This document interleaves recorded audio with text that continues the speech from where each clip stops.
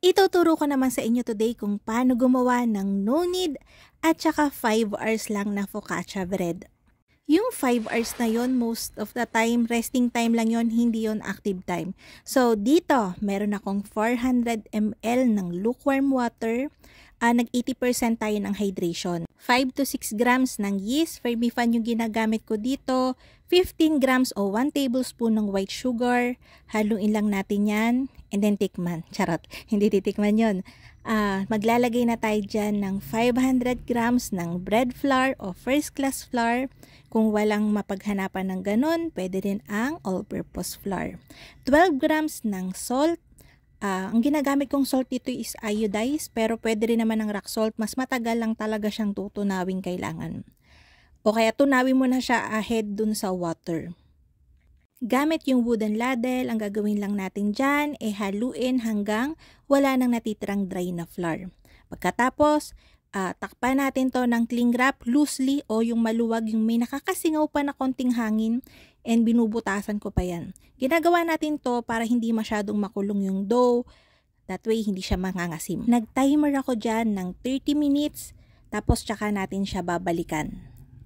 Yan. After 30 minutes, meron ako dyan nakikita yung pan na merong tubig. Sinasawsaw ko yung kamay ko para hindi dumikit yung dough natin. Mataas yung hydration nito, obviously malagkit siya. So yan, binabanat natin yan and then pino-fold. Kung ilang beses, pwedeng maraming beses as long as nababanat nyo pa siya. Pag nararamdaman yung lumalaban na siya o hindi nyo na siya nababanat, tigilan nyo na. Okay? Pagkatapos nating mag-fold, binibilog ko yan para yung makinis na part mapunta sa ibabaw, yung mga seal na sa ilalim. After nga nitong second fold natin, unti-unti kada magpo-fold kayo, mapapansin nyo na talagang kumikinis yung dough. Nagiging malambot siya, na de-develop yung gluten. Lalong-lalo na mas mapapansin nyo yan dito sa ika-2 nating pagpo-fold. Baka may magtanong sa inyo, dun ba sa 2 hours nating pagre-rest, tapos kada 30 minutes nagpo-fold nito, hindi ba nangasim yung dough natin? Hindi naman, hindi yun mangangasim basta-basta, lalo-lalo na mababa yung yeast na nilagay natin. Kadalasan nga, ang ginagawa dito is overnight proofing. After natin pag nag-overnight proofing ako, twice ko lang tong ginagawa, so 1 hour lang yon, and then nilalagay ko na siya sa fridge overnight. Tapos kinabukasan ko na ipagpapatuloy, lalagay ko na kagad siya directly sa pan, then rest again for 2 hours, then bake. Hindi basta-basta nangangasim ang dough. Madali lang talagang mangasim ang dough kapag mataas yung percentage ng yeast na nilalagay mo. Kapag mababa lang, mas maganda yung alsa niya, mas maganda yung crumbs niya sa loob, and mabango lang siya, hindi siya maasim, hindi acidic. So ito na yung ika-4 nating pagpo-fold.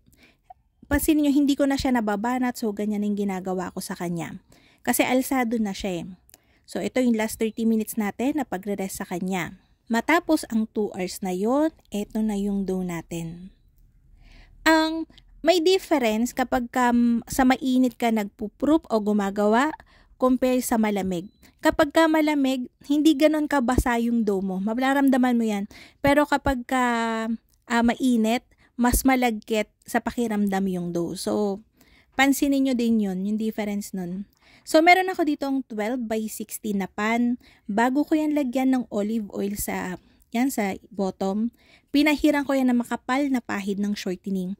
Kasi kadalasan yan, kapag naglagay tayo ng olive oil doon sa pan, may tendency dumikit yung focaccia natin. Para maiwasan yon, mas madali nating ma-release yung focaccia bread natin, ay magpahid kayo ng shortening. O kung ayaw nyo naman, maglagay kayo ng parchment paper sa ilalim. Nilagay ko na yung dough natin dyan. Binabata ko siya ng konti para kahit papano, sumukat na siya dun sa pan na ginagamit ko. I-rest ko to for 2 hours sa mainit na lugar. Mas maganda para mas mabilis.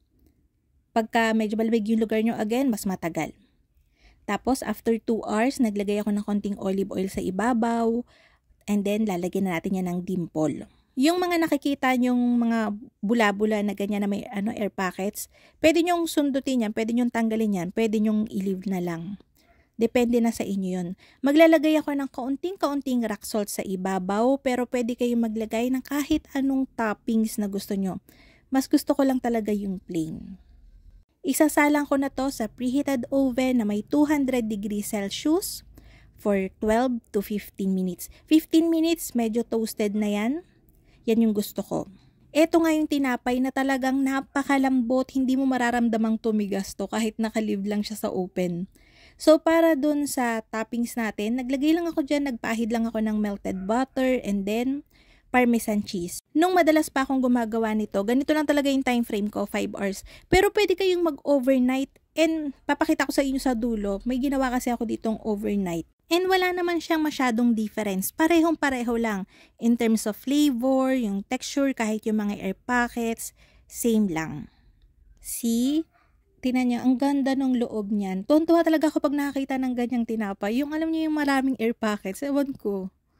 Eto nga yung ating overnight. Nagawa na ako nando pero hindi ko na pinakita. Gawa ng hahaba masyado yung video.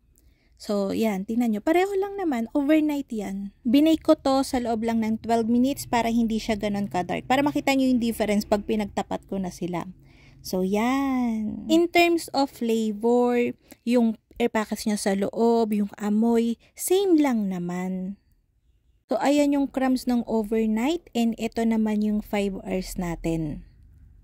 So, makikita nyo parang wala namang difference, diba? Pero syempre, nasa sa inyo na yon kung gusto nyo mag-overnight or 5 hours basta maganda yung kinalabasan at masarap, okay na yan. And kahit naman mahaba yung time ng paggagawa nito, pwede nyo siyang isingit habang kunyari naglilinis kayo. So, after the end of the day, may tinapay kayo nga abangan. So, ayun na nga mga kalutong tinapay. Sana'y nagustuhan niyo yung ating video for today. Magkita-kita tayong muli. Ito pong muli ang lutong tinapay. Bye-bye!